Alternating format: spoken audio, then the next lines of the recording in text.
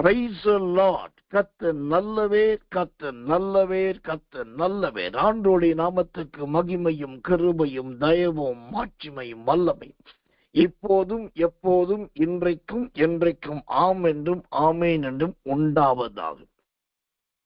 இந்த 2024 ஆண்டின் இந்த 5வது மாதத்துக்காக தேவனால் அருளப்படுகிறதான கிருபையுள்ள அந்த மகிமையின் வார்த்தையை வாசிக்கிறேன், கவனிங்கள். உபாகமத்தின் புஸ்தகம் 32ஆம் அதிகாரம் 13வது வசனம். உபாகமம் 32:13 வாசிக்கிறேன், ஜெபத்தோடு கவனிங்கள். பூமியிலுள்ள உயர்ந்த ஸ்தானங்களின் மேல் அவனை ஏறி வர பண்ணினார். வயலில் விளையும் பலனை அவனுக்கு புசிக்க கொடுத்தார். கண்மலையில் உள்ள தேனையும் கற்பாறையிலிருந்து வடியும் எண்ணெயையும் அவன் உண்ணும்படி செய்தார். இந்த உபாகமத்தின் புஸ்தகம் 32ஆம் அதிகாரம் 13வது வசனத்திலே இந்த மாதத்துக்கான பிரதான வேத பகுதியாய் ஆண்டவர் கொடுக்கிற அந்த வார்த்தையை, அதாவது குறிப்பிட்ட ஒரு பகுதியை மட்டும் வாசிக்கிறேன். பிற்பகுதி, அந்த 13ஆம் வசனத்தின் பின்பகுதி, கண்மலையில் உள்ள தேனையும் கற்பாறையிலிருந்து வடியும் எண்ணெயையும் அவன் உண்ணும்படி செய்தார். கண்மலையிலுள்ள தேனையும் கற்பாறையிலிருந்து வடியும் எண்ணெயையும் அவன் உண்ணும்படி செய்தார். இந்த உபாகமத்தின் புஸ்தகம் 32ஆம் அதிகாரம் 13ஆம் வசனத்தை வாசிக்கும் போது அங்கு தேவனுடைய வார்த்தை விதமாய் சொல்லுகிறது, அவர் கர்த்தர் நல்லவர், கர்த்தர் நல்லவர், கண்மலையில் உள்ள தேனை என்று பார்க்கிறோம். அப்படியானால் தேவனுடைய நாமத்துக்கு மகிமை உண்டாவதாக. இந்த கண்மலை என்பது எதை குறிக்கிறது? இந்த கண்மலையிலே என்ன இருக்கிறது என்று தேவனுடைய வார்த்தை சொல்லுகிறது என்று சொன்னால், அங்கு நல்ல அருமையான அருமையான நல்ல தேன் இருக்குது. கண்மலையில் உள்ள சொதுரம், அருமையான தேன். எவ்வளவு நல்ல ஒரு வார்த்தை பாருங்க, எவ்வளவு அற்புதமான ஒரு வார்த்தை பாருங்க. ஆண்டவர் தேனை கொண்டு போய் வைத்திருக்கிற இடம் எது அப்படின்னாக்கா கண்மலையில் வைத்திருக்கிறார். எனக்கன்பான தெய்வ பிள்ளைகளை, இந்த மாதம் நம்முடைய ஊழியத்துக்கு பெயரே இது கண்மலையின் மாதம். இந்த மாதம் முழுவதும் பலவிதமான கண்மலைகளை குறித்து நாம் ஆராய போகிறோம். பலவிதமான கண்மலைகளை குறித்து நாம் கண்டுபிடிக்க போகிறோம். பல்வேறு விதமான கண்மலைகளை குறித்து நிறைய கற்றுக்கொள்ள போகிறோம். இந்த இயேசுவின் வல்லமை ஊழியத்துக்கு இந்த மாதமானது கண்மலையின் மாதம். சரி, இப்போ இந்த கண்மலையை குறித்து நான் சொல்ல வேண்டும் என்று சொன்னால் நிறைய காரியத்தை சொல்லலாம். அதுல குறிப்பாய் கண்மலை என்பது எதை குறிக்கிறதா இருக்கிறது? தேவனுடைய நாமத்துக்கு மகிமையும் கிருபையும் தயவும் உண்டாவதாக. சங்கீதங்களின் புஸ்தகம் 18ஆம் சங்கீதம் 2வது வசனம். சங்கீதம் 18 2வது வசனத்தை வாசிக்கிறேன், ஜெபத்தோடு கவனிங்கள். கர்த்தர் என் கண்மலையும். இங்கு உபாகமம் 32:13 சொல்லப்பட்ட அந்த கண்மலை என்பது எதை குறிக்கிறது என்றால், சங்கீதக்காரன் அதற்கு அழகான ஒரு விளக்கத்தை கொடுக்கிறார். தாவீது என்கிற சங்கீதக்காரன், அந்த கண்மலை என்றால் கர்த்தர் என்று அர்த்தம். இந்த அருமையான காலை வேளையிலே இந்த கூட்டத்துக்கு வந்திருக்கிற எனக்கு மிகவும் பிரியமான நல்ல தேவச்சனமே, தேவனுடைய ஊழியக்காரராக நான் சொல்லுகிறேன், என் கர்த்தர் உங்களுக்கு உங்களோடு கூட கண்மலையா இருக்க போகிறார். அவர் கண்மலையா இருந்தா எனக்கு என்னையா லாபம் என்று கேட்டா, அந்த கண்மலை தாங்க நமக்கு நல்ல பாதுகாப்பின் மறைவிடம். கண்மலை என்றால் முதலாவது நல்ல மறைவிடத்தை குறிக்கிறது. ஒரு மனுஷன் மலைக்கு இந்த பக்கத்துல இருக்கிறான், மலைக்கு அந்த பக்கத்துல ஒரு கூட்டமே வருகிறது என்று சொன்னாலும் இந்த பக்கத்தில் இருக்கிற மனுஷனை அவர்களால் பார்க்க முடியாது. ஏனென்றால் அந்த மனுஷனை அந்த மலையானது முழுவதுமாய் மறைத்து கொள்ளும். இதுதான். அப்ப கண்மலை என்று சொன்னால் முதலாவது நல்ல அடைக்கலம், நல்ல பாதுகாப்பு. கர்த்தருடைய ஊழியக்காரனாக நான் சொல்லுகிறேன், இந்த மாதத்திலே நீங்கள் தேவனுடைய அடைக்கலத்தில் புகழ்ந்தவர்களாய் இருப்பீர்கள், கர்த்தருடைய பாதுகாப்பிலே நிற்கிறவர்களாய் இருப்பீர்கள். அந்த கர்த்தர் என்கிற கண்மலையை மீறி உங்களை சரீரத்தை எதுவும் தொடப்போவது இல்லை, உங்க குடும்பத்தை எதுவும் தொடப்போவது இல்லை. நீங்கள் இருக்கிறதே மற்றவர்கள் கண்களுக்கு தெரியாதபடி ஆண்டவர் நடுவே, அவர்களுக்கும் உங்களுக்கும் நடுவே ஆண்டவர் நின்று கொண்டு உங்களை மறைத்து கொள்ள போகிறார், மறைத்து கொள்ள போகிறார். இதுதாங்க கண்மலை. கண்மலை என்பது முதலாவது நல்ல மறைவிடம். அந்த மறைவிடம் தேவனுடைய மறைவிடமாய் உங்களுக்கு இருக்கும். எந்த தீங்கும் உங்களை தொடாதபடி கர்த்தராகிய தேவன் பறந்து காக்கிற பட்சியை போல உங்களை காத்து கொள்ள போகிறார். இதை நீங்கள் கண்டிப்பாய் உணரப் போகிறீர்கள், இதை நீங்கள் அனுபவிக்க போகிறீர்கள். கர்த்தர் நல்லவர், கர்த்தர் நல்லவர், கர்த்தர் நல்லவர். இரண்டாவதாக இந்த கண்மலை என்பது எதை குறிக்கிறது? முதலாவது அது நல்ல அடைக்கலம் அல்லது பாதுகாப்பை குறிக்கிறது, மறைவை குறிக்கிறது. இரண்டாவது இந்த கண்மலை எதை குறிக்கிறது தெரியுமா? நல்ல உயரத்தை குறிக்கிறது. கண்மலையின் உயரத்தை கர்த்தர் நல்லவே, கர்த்தர் நல்லவே, கர்த்தர் நல்லவே. எனக்கன்பான தேவ பிள்ளைகளே, அந்த கண்மலை என்பது நல்ல உயரத்தை வர்ணிக்கிறதா இருக்கிறது. அப்போ நம்முடைய தேவனாகிய கர்த்தர் இந்த வருஷத்துல உங்க வாழ்க்கையில எப்படி வரப்போகிறார்? நல்ல உயரமான கண்மலையாக ஆண்டவர் வரப்போகிறார். கர்த்தர் நல்லவர், கர்த்தர் நல்லவர், கர்த்தர் நல்லவர். அந்த உயரமான கண்மலையாய் அவர் உங்களுக்கு காணப்பட போகிறார்.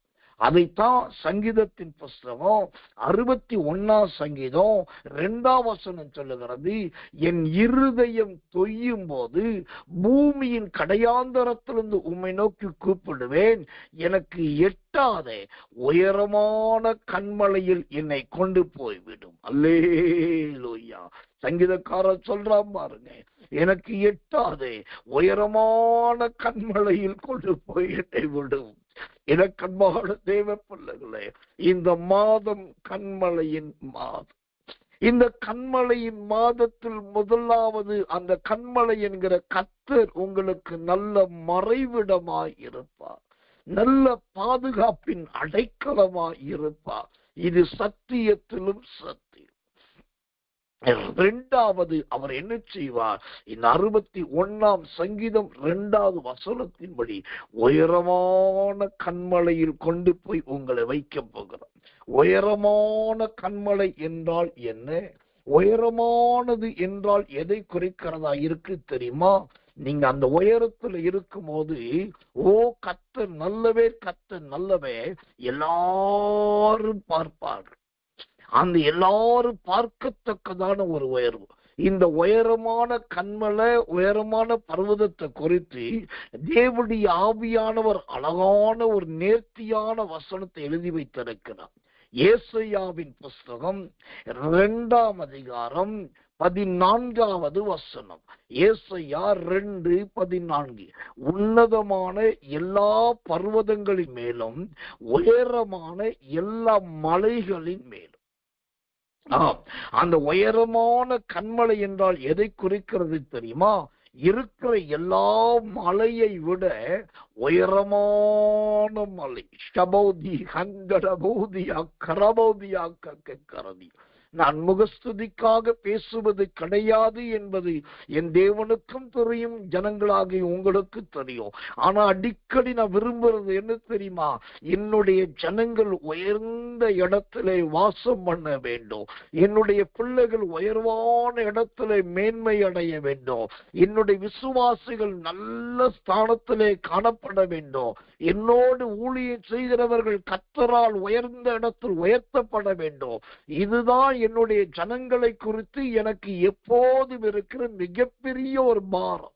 அவங்க ஏதோ ஒரு வகையில உயர்த்தப்பட வேண்டும். இது எந்த நாளிலும் உங்களை குறித்து எனக்கு இருக்கிற மிகப்பெரிய ஒரு பாரம். ஆனா இன்னைக்கு கர்த்தர் சொல்லுகிறார், அந்த கன்மலை என்பது இரண்டாவது உயரத்தை குறிக்கிறது. இந்த உயரம் எப்படிப்பட்ட உயரம் தெரியுமா? சங்கீதம் 18:2 பார்த்தோமே, கன்மலை என்றால் கர்த்தர்.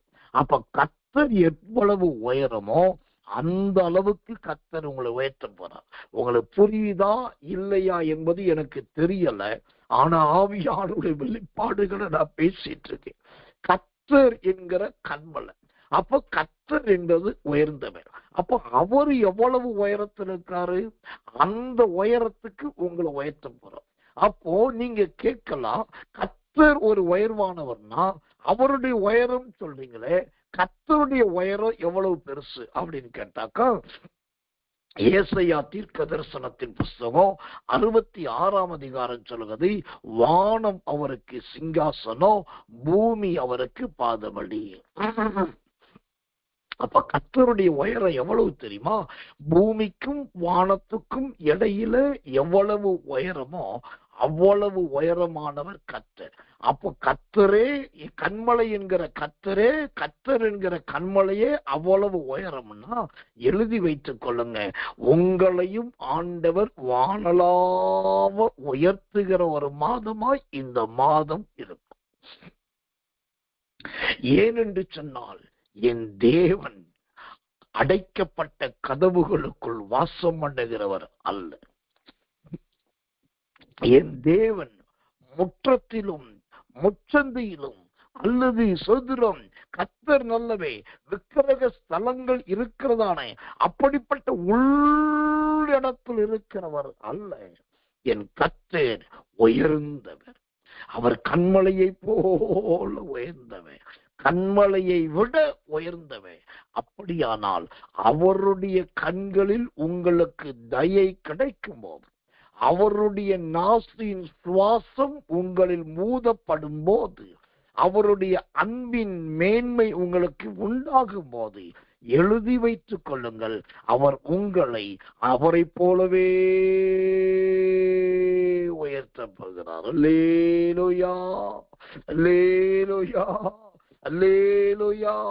கர்த்தர் எப்படி உயர்ந்தவரோ, சங்கீதம் 61:2 படி ஆண்டவர் உங்களை உயரமான கன்மலையாய் மாற்றுகிறார் இயேசுவின் நாமத்தினாலே.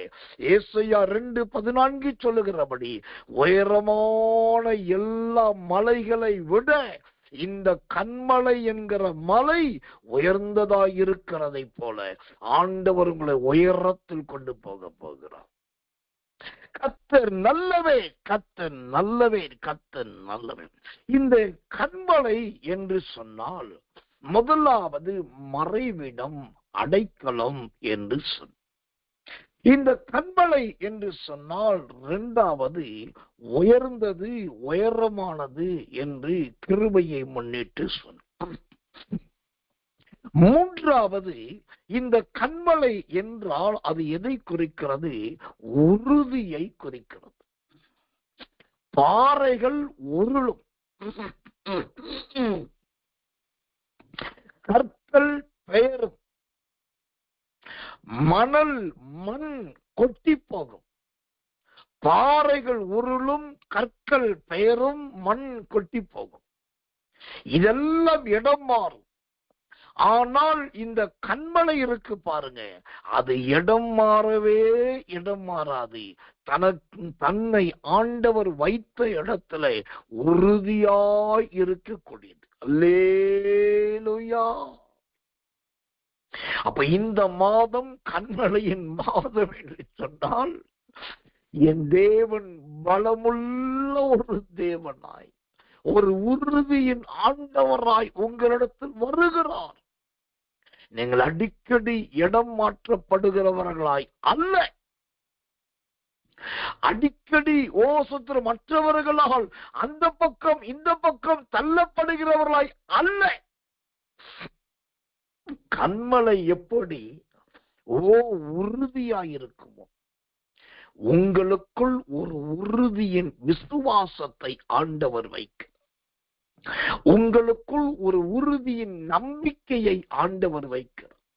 இந்த இடத்திலே கிறிஸ்துவின் நாமத்தை முன்னிட்டு ஒரு சின்ன குட்டி சாட்சியை நான் சொல்றேன்.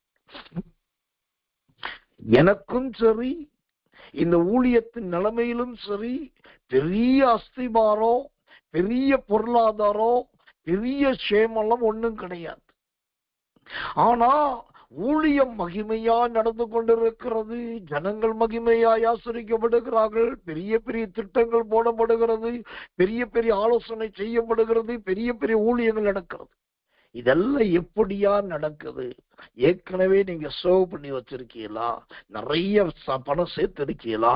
இல்லாட்டி பெரிய ஸ்பான்சர்ஷிப் யாரா கொடுக்கறாங்களான்னு கேட்டா, பரிசுத்த ஆவிக்கு முன்பாகவே நான் சொல்லுவேன், அப்படி எல்லாம் ஒன்றும் கிடையாது.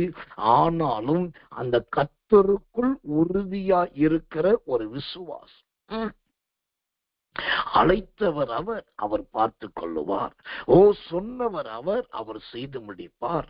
செய்வது அவருக்காக அவரே முன் செல்வார் என்று அசைக்க முடியாத ஒரு உறுதியான ஒரு விசுவாசம். அந்த விசுவாசமும் ஜெபமும் மட்டுமே இன்றைக்கு வரைக்கும் ஊழியத்தை மேன்மைப்படுத்தி கொண்டிருக்கிறது. கர்த்தருடைய ஊழியக்காரனாக நான் சொல்றேன், உங்களுடைய எண்ணமும் தரிசனமும் ஒரு ஸ்திரீ காணாம போட்டாலே ஒரு வெள்ளிக்காசு, அந்த ஒரு வெள்ளிக்காசு மேல உங்க எண்ணம் இருக்கும். சிலருக்கு பேதுரு தூண்டில் போட்ட போது ஒரு வெள்ளி பணம் கிடைச்சதே, அந்த ஒரு வெள்ளி பணத்து மேலதான் உங்க எண்ணம் இருக்குது.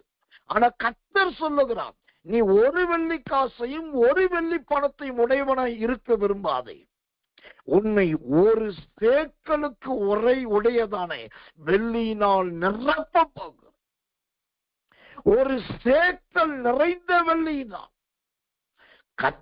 கன்மலை உயரமானது என்று சொன்னால் அவருடைய பிள்ளைகளும் உயரமான இடத்துல இருக்க வேண்டும், நல்ல ஸ்தானத்துல இருக்க வேண்டும். கீழே சோதரம் கர்த்தர் நல்லவே. கையிலே ஆகார பையை சுமந்து கொண்டு போன யோசேப்பை எகிப்து முழுவதுக்குமே ஆகாரம் கொடுக்கிற யோசேப்பாய் மாற்றினர்.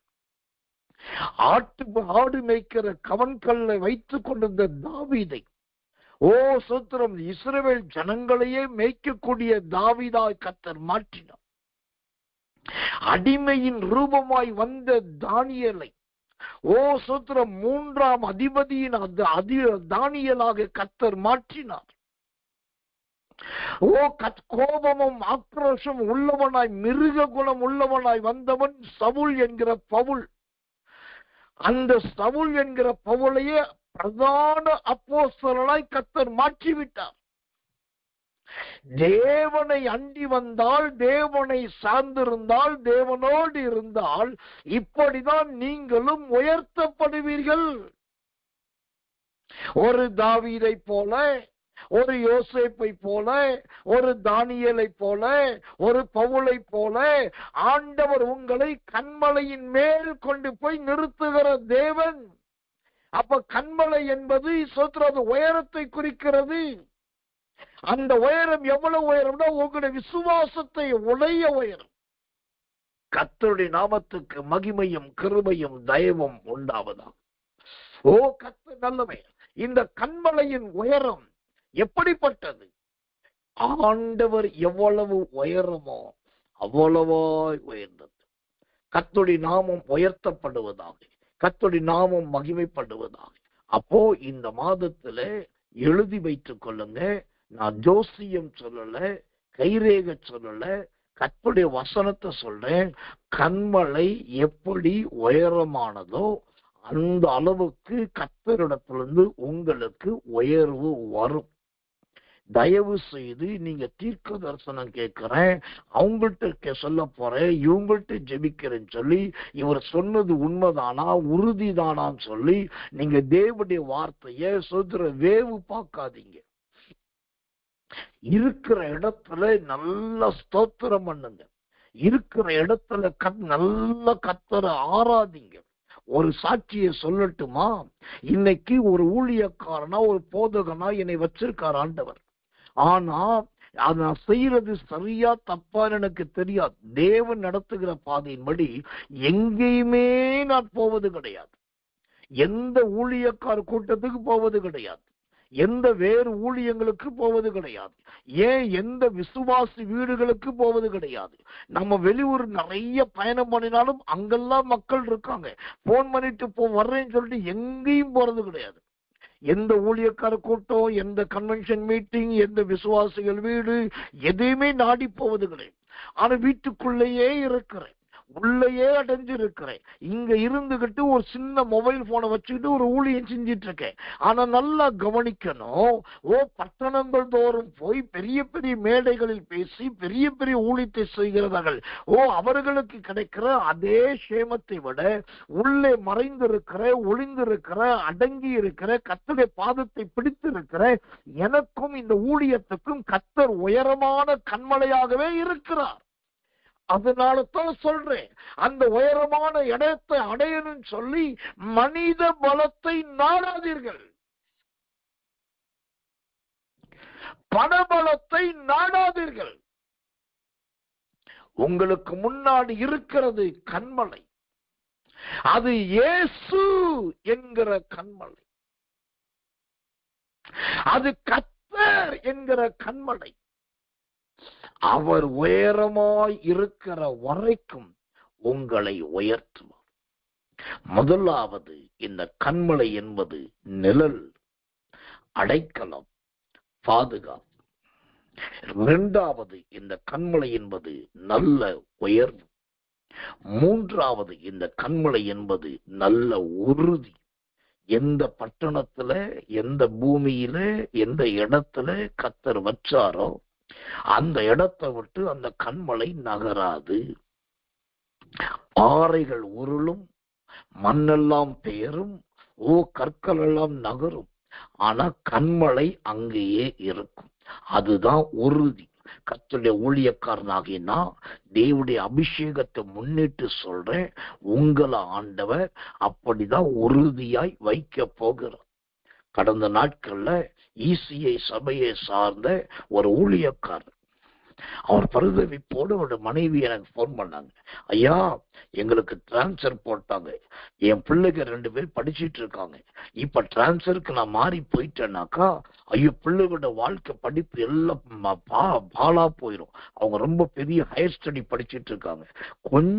கொஞ்சம் மாதம் கடந்தாக்கா இன்னும் ஒரு முறை டிரான்ஸ்பர் இல்லாம எங்களுக்கு கிடைச்சதுன்னா என் பிள்ளைங்க எப்படியா படிப்பை முடிச்சிருவாங்க, நீங்க ஜெபம் பண்ணுங்க.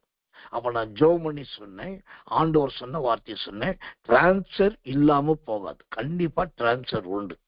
ஆனா வெளி மாவட்டங்கள், வெளி மாநிலத்துக்கு இல்லாம நீங்க இருக்கிற ஏரியாவிலேயே பக்கத்திலே ஒரு டிரான்ஸ்பர் வரும். இது கர்த்தர் சொல்ற வார்த்தைன்னு சொன்னேன். நல்லா கவனிக்கணும். ஆண்டவர் சொன்ன தீர்க்கதரிசன வார்த்தையின்படியே அந்த ஊழியக்காரருக்கு மறு டிரான்ஸ்பர் வந்தது. பக்கத்துல ஒரு 5 கிலோமீட்டர்லயே. அவங்களுக்கு ஒரே ஆச்சரியம், வேற யாருக்கு கிடைக்காதது கிடைச்சது. இது எப்படி நடந்தது? ஏன் சொல்றேன்னா, அவங்க அங்கதான் இருக்கணும், உறுதியா இருக்கணும்னு கர்த்தருடைய தீர்மானம்னா அந்த தீர்மானத்தை இந்த ஸ்தாபனம் கூட மாற்ற முடியாது. அப்போ கண்மலை என்பது உறுதியானது, அது அசையாதது, வச்ச இடத்துல இருக்கக்கூடியது. ஆண்டவர் கொடுத்த ஊழியத்திலேயே இருங்க, ஆண்டவர் கொடுத்த ஊழியக்காரோட அடைக்கலத்திலே இருங்க. இப்ப நீங்க அங்கிட்டு பாத்தீங்கன்னா யோவாசானகன் போயிட்டு இருப்பாரு, இங்கிட்டு பாத்தீங்கன்னா லூக்கா போயிட்டு இருப்பாரு, இன்னொரு பக்கத்துல பாத்தீங்கன்னா பிலிப்பு அற்புதம் செய்வார், இன்னொரு பக்கத்துல பாத்தீங்கன்னா பேதுரு பயங்கரமா பேசுவார், இன்னொரு பக்கத்துல பவுல் உபதேசம் பண்ணுவார். நீங்க அடிக்கடி நான் பவுல்கிட்ட போறேன், பேதுரு கிட்ட போறேன், பிலிப்பு கிட்ட போறேன், யோவாசானகன் கிட்ட போறேன்னாக்கா எந்த ஊழியத்திலையும் எந்த கிருபையிலும் நிலைச்சு நிக்க முடியாது. ஆண்டவர் உங்களை வச்சது பிலிப்பு கிட்டையா, பிலிப்போடையே இருங்க. ஆண்டவர் வச்சது யோவாசானகனா, யோவாசானகனோடையே இருங்க. ஆண்டவர் வச்சது பவுலோடையா, பவுலோடையே இருங்க. ஆண்டவர் வச்சது பேதுருவோடையா, பேதுரோடையே இருங்க.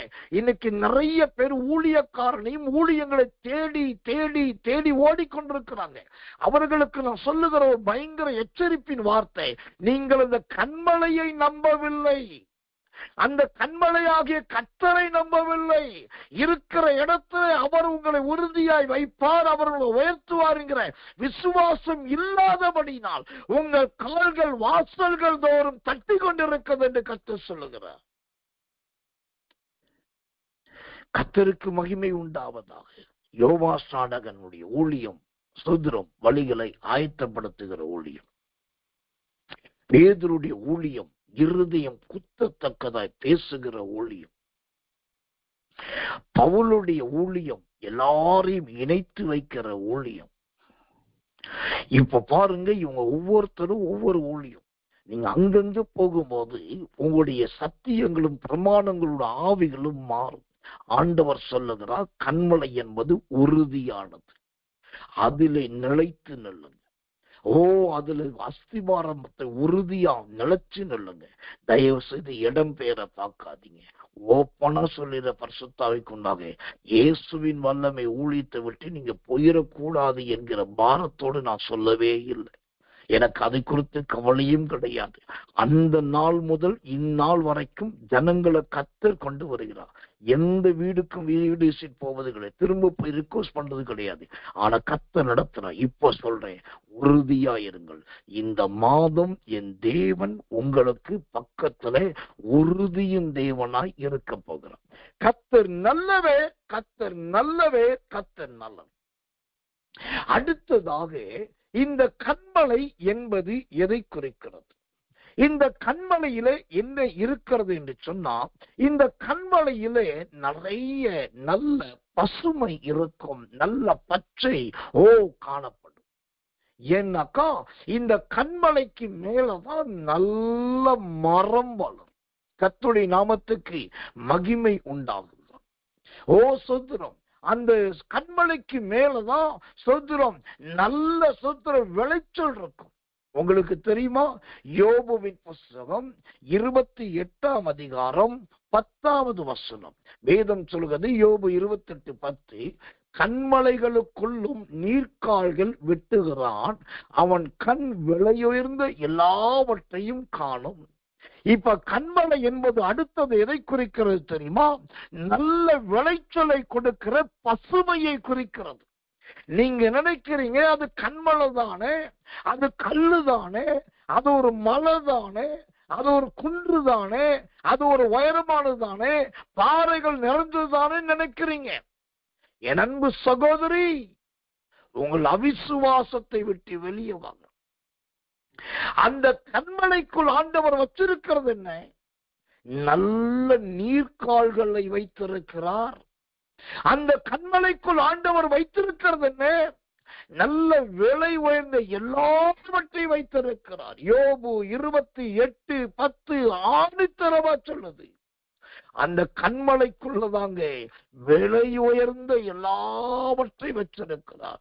சந்தன மரம் இருக்குது, கொப்பேர் மரம் இருக்குது, ஓசத்திரம் லீபனோனின் மரங்கள் இருக்கிறது, தேவதாரு மரம் இருக்கிறது, வாசனை திரவியங்கள் இருக்கிறது, நல்ல செடிகள் இருக்கிறது, நல்ல கொடிகள் இருக்கிறது, நல்ல மருத்துவ குணமுள்ள இலைகள் இருக்கிறது.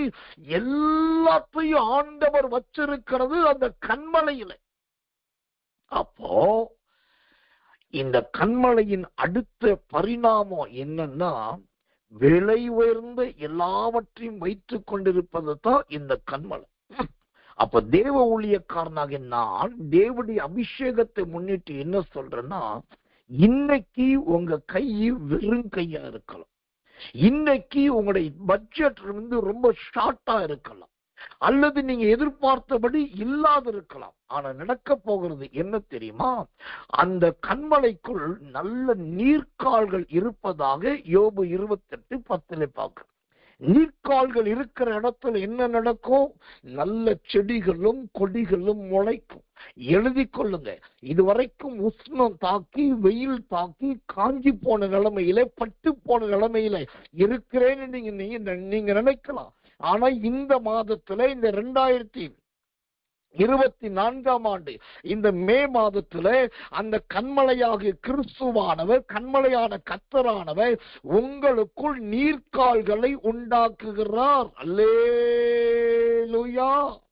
நீர்க்கால்கள் என்று சொன்னா ஒரு இடத்துல நீர் உண்டாகி அது பல கிளைகளாக பரவக்கூடியது. அப்படியானால் வறண்டு போயிருக்கிற வாழ்க்கை, வறட்சி அடைந்திருக்கிற வாழ்க்கை, வனாந்திரமாய் இருக்கிற வாழ்க்கை, காய்ந்து போயிருக்கிற ஜீவியத்துல ஆண்டவர் அற்புதமான நீர்க்கால்களை ஏற்படுத்துகிறார். அந்த நீர்க்கால்கள் வர வர வர அந்த இடமெல்லாம் நல்ல ஈரமும் நல்ல ஜலமுமாய் நிரம்புகிறது. அந்த ஜலமும் ஈரமும் வந்த உடனே என்ன நடக்கிறது? அந்த கண்மலைக்கு மேலே சோத்திரம் பூமிக்கு உள்ளே மறைஞ்சிருந்த செடியில விதையெல்லாம் முளைக்குது. ஒளிஞ்சிருந்த செடியெல்லாம் மேல வருது. காஞ்சி கீழே சாஞ்சி போய் கடந்த அந்த கட்டையெல்லாம் திரும்பவும் நிமிர ஆரம்பிக்குது. அப்ப என்ன அர்த்தம் தெரியுமா? இந்த கண்மலையானது நல்ல பசுமையை குறிக்குதுன்னு சொன்னாக்கா, அந்த பசுமை எதை குறிக்குது? பூமிக்கு கீழே ஒளிந்திருக்கிறதும் மறைந்திருக்கிறதுமான பொக்கிஷங்களை ஆண்டவர் இந்த கண்மலையை வைத்து உங்களுக்கு கொடுக்க போகிறார். அதனாலதான் வேதம் சொல்லுகிறது, விலை உயர்ந்த எல்லாம் அங்கே இருக்கிறது. எங்க இருக்குது? கண்மலையில். அப்போ ஆண்டவர் பூமிக்குள்ள ஒளிந்திருக்கிற, மறைந்திருக்கிற, ஐயோ ஒரு சொட்டு தண்ணி கிடைக்காதா, யாராவது தண்ணி ஊத்த மாட்டாங்களா, நான் முளைக்கணுமே, நான் முளைச்சு வெளியே வரணுமே, காம்பு நீட்டணுமே, இலை விடணுமே, கிளை விடணுமே, நான் மேல எலும்பு உயரமா வரணுமே, நான் ஒரு செடி ஆகணுமே, நான் ஒரு கன்றாகணுமே, நான் ஒரு மரமாகணுமேன்னு காத்து கொண்டிருக்கிற அநேக காரியங்கள் பூமிக்கு கீழே இருந்து முளைத்து முளைத்து முளைத்து அந்த இடம் முழுவதுமே நல்ல பச்சை பசேல் என்று சொல்லக்கூடிய அருமையான ஒரு பசுமையை அடைகிறது. இதுதாங்க கண்மலை. அந்த கண்மலைக்கு மேலே சகல விதமான ஆசீர்வாதத்தை ஆண்டவர் வைத்திருக்கிறார். அந்த சகல விதமான நன்மையை கர்த்தர் வைத்திருக்கிறார். எனக்கன்பான தெய்வ பிள்ளைகளை, கர்த்தருடைய நாமத்துக்கு மகிமையும் கிருபையும் தயவும் உண்டாவதாக. நல்ல ஒரு பச்சை, நல்ல ஒரு பச்சை, நல்ல ஒரு பசுமை எழுதி வைத்துக் கொள்ளுங்க. நீங்க நினைக்காத இடத்துல இருந்து, பூமிக்கு அடியில இருந்து கர்த்தர் உங்களுக்கு புதிய காரியங்களை முளைப்பிக்க போகிறார். தேவனதை அழகாய் முளைக்க பண்ணுகிற தேவனாய் இருக்கிறார். கர்த்தர் நல்லவே, கர்த்தர் நல்லவே, கர்த்தர் நல்லவே, கர்த்தர் நல்லவே. யோபுவின் புஸ்தகம் 8ஆம் அதிகாரம் 16வது வசனம் ரொம்ப அழகாய் சொல்லுகிறது.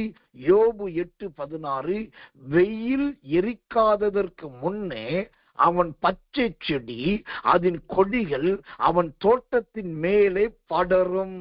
அல்லேலூயா. வெயில் எரிக்காததற்கு முன்னே அவன் பச்சை செடி, அதன் கொடிகள் அவன் தோட்டத்தின் மேல் படரும். இது ஆண்டவர் கொடுக்கிற தீர்க்க தரிசனமான வாக்குத்தத்த வார்த்தை. வெயில் எரிக்காதது என்று சொன்னா, உங்களை பார்த்து பொறாமையினாலும் வன்கண்ணினாலும் உங்களை சபிக்கிறவர்கள் உண்டு, உங்களை பார்த்து முறுமுறுக்கிறவர்கள் உண்டு, உங்களை பார்த்து பற்கடிக்கிறவர்கள் உண்டு. அவர்கள் எல்லாம் பகலின் வெயிலுக்கு ஒப்பானவர்கள். அவங்க கண்ணே உங்களை எரிச்சு போட பார்க்குது, அவங்க வாயே உங்களை சாம்பலாக்க பார்க்குது.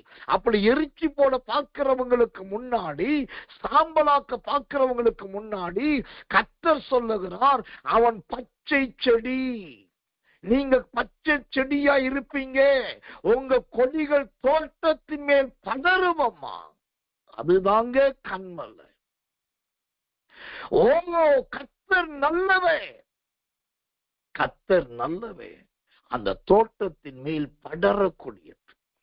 நீங்க பச்சை செடியா இருப்பீங்க. அந்த பச்சையும் பசுமையும் உங்க வாழ்க்கையில மகிமையாய் காணப்படும். கர்த்தர் நல்லவே, கர்த்தர் நல்லவே, கர்த்தர் நல்லவே. எனக்கன்பான தேவ பிள்ளைகளே, கர்த்தருடைய ஆவியானவர் அழகான வார்த்தையை கொடுக்கிறார். நான் உன்னை என் மலைக்கு மேலே உயர்த்தி என் பசுமையினால் உன்னை ஆசீர்வதிக்கிறேன். என் பசுமையினால் உன்னை நன்மையினால் நிரப்புகிறேன். என் பசுமை உன்னை அதிகமாய் ஆட்கொள்ளும் என்று உன்னதத்தின் தேவனாகிய கர்த்தருடைய ஆவியானவர் சொல்லுகிறார். இந்த பசுமையை குறித்து வேதத்தில் ரொம்ப அருமையான ஒரு வார்த்தையை பாருங்க. கர்த்தர் நல்லவர், கர்த்தர் நல்லவர் சொல்கிறோம். சங்கீதத்தின் புஸ்தகம் 92 சங்கீதம் 15வது வசனம். சங்கீதம் 92:15. அவர்கள் முதிர் வயதிலும் கனி தந்து புஸ்தியும் பசுமையுமாயிருப்பார்கள். அல்லேலூயா. கண்மலைக்கு மேலே காணப்படுகிற அந்த நீர்க்கால்களின் மூலமாய் உண்டாகிற ஒரு பசுமை இருக்கு பாருங்க. அது பச்சை செடியை முளைக்க பண்ணி அந்த செடியை கொடியா மாத்தி அந்த கொடி இப்ப என்னவா மாறிடுச்சுன்னா சங்கீதம் 92:15 சொல்லுகிறபடி சோதரம் நல்ல பசுமையாய் முதிர் வயது வரைக்கும் அந்த செடி உங்களுக்குள் இருக்கும். அந்த முதிர் வயது வரைக்கும் கர்த்தர் உங்களை நடத்துவார். பாதியிலே சாவது, பாதியிலே எடுத்துக் கொள்ளப்படுவது, திடீரென்று அகால மரணம் அடைவது, இதெல்லாம் இல்லாதபடிக்கு அந்த கண்மலையாகிய கர்த்தர் உங்களுக்கு வேண்டிய எல்லா பசு நீர்க்கால்களையும் கொடுக்கிறார். பச்சை செடியை கொடுக்கிறார், பச்சை கொடியை கொடுக்கிறார். இப்போ உங்களை முதிர் வயது வரைக்கும் காக்கிறார். ஒரு சாதாரண கண்மலை என்கிற ஒரு மலைக்குள் எவ்வளவு மகிமையின் அபிஷேகம் இருக்கிறது. இப்ப புரிஞ்சு கொள்ளுங்க, உங்களுடைய ஆண்டவரும் என்னுடைய ஆண்டவரும் கண்மலையின் ஆண்டவர். அந்த கண்மலையின் ஆண்டவரை நாம் அண்டிக் கொண்டிருக்கிறபடினால் அந்த மலைக்குரிய சகல ஆசீர்வாதங்களும் நம்மீது வந்து இறங்கும்.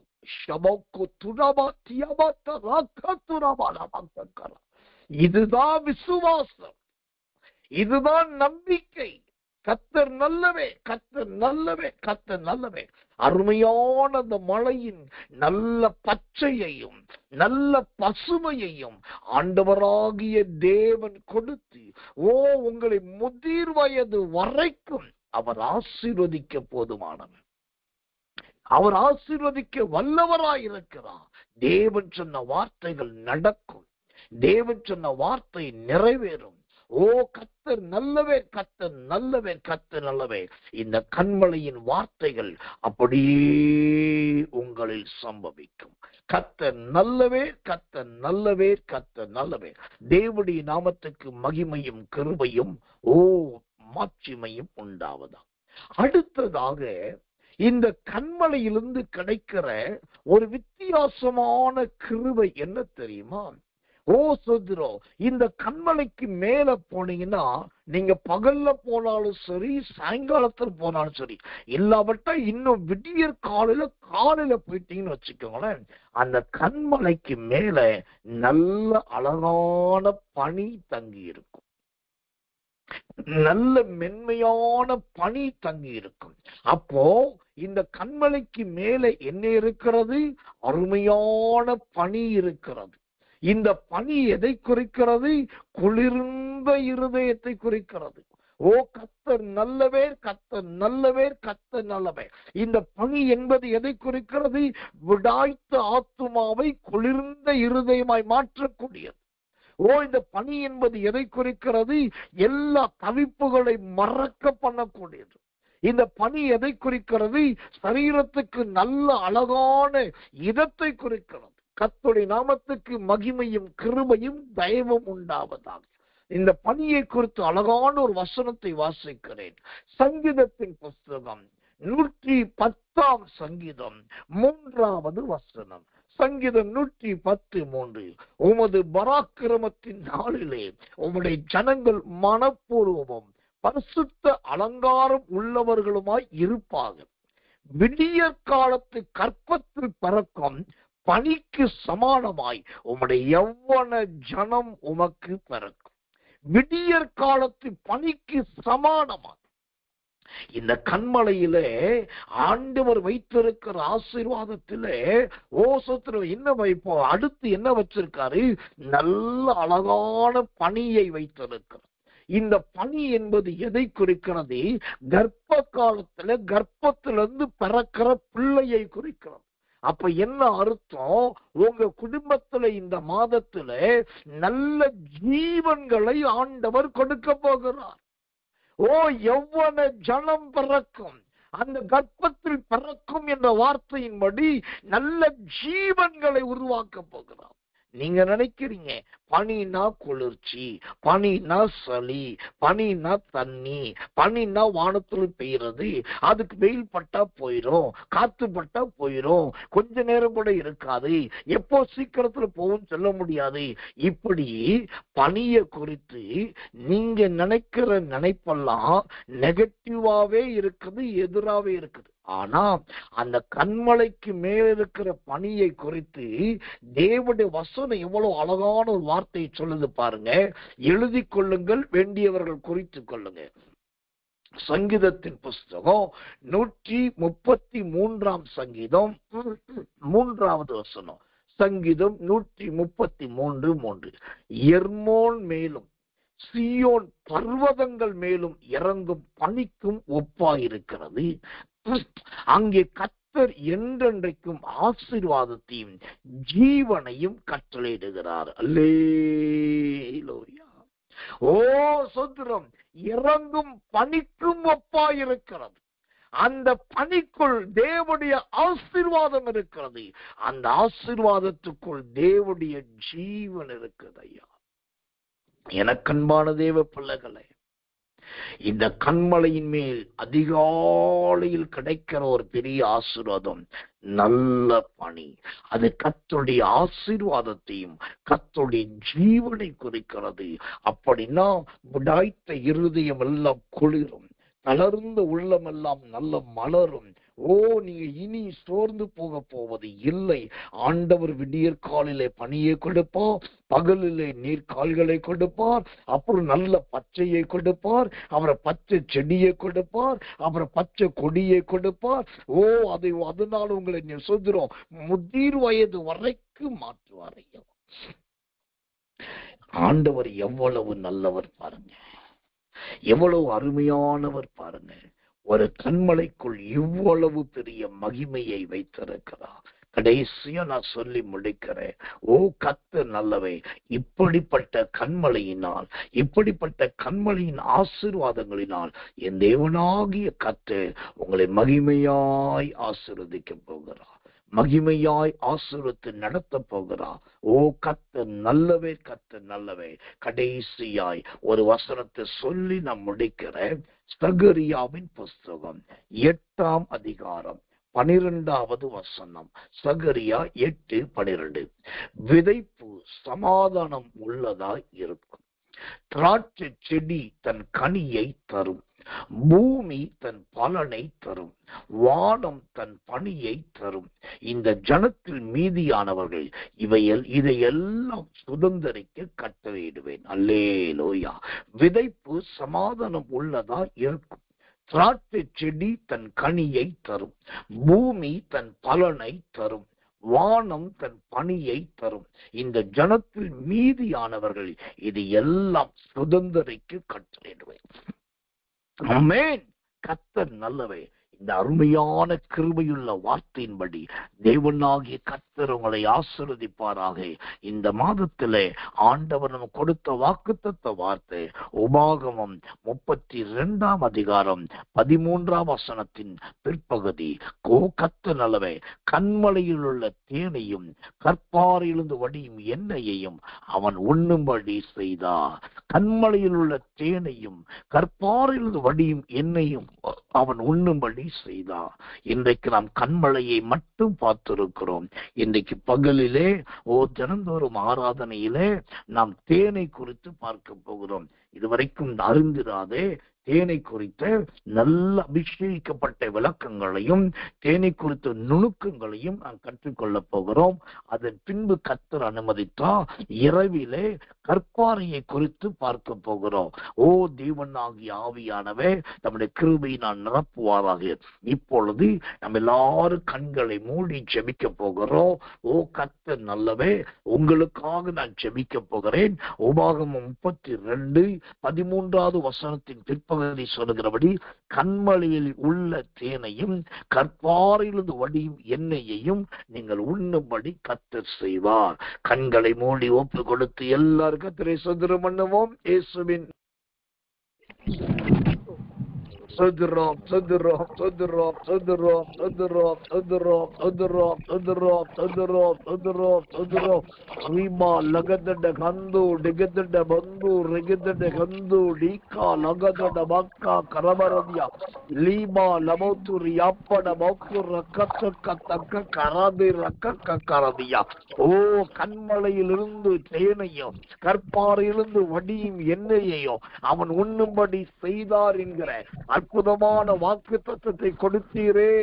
இந்த வாக்கு தத்துவம் நடப்பதாக, இந்த வாக்கு தத்துவம் நிறைவேறுவதாக, இந்த வாக்கு தத்துவம் சம்பவிப்பதாக. இந்த மாதம் முழுவதும் அந்த கண்மலையின் ஆரப்பனையான ஆசீர்வாதங்கள், கண்மலையை குறித்து சொல்லப்பட்ட 6 விதமான மறைவான சத்தியங்கள், 6 விதமான வெளிப்பாடுகள் உடைய பிள்ளைகளுடைய குடும்பங்களில் நடப்பதாக, உடைய பிள்ளைகளின் ஜீவியத்தில் நடப்பதாக, பிள்ளைகளின் வாழ்க்கையில் நடப்பதாக இயேசுவின் நாமத்தில் ஆசீர்வதிக்கிற ஆண்டவரே. நன்மையினாலும் கிருபையினாலும் நிரப்புவீராக.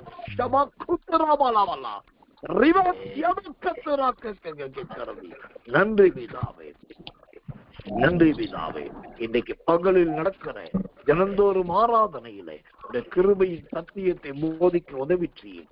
தேனை குறித்த நிறைய ரகசியங்களை கற்றுக்கொள்ள உதவி செய்யும். இரவுக்கு ஜெபத்திலே கற்பாறையை குறித்து நிறைய மறைவான பொக்கிஷங்களை வெளிப்படுத்துவதற்காக சொல்கிறோம். ஆசீர்வதியும். நீ ஜெபத்தை கேட்டதற்காக நன்றி. இயேசுவின் நாமத்தில் ஜெபிக்கிறோம் நல்ல பிதாவே. ஆமென்.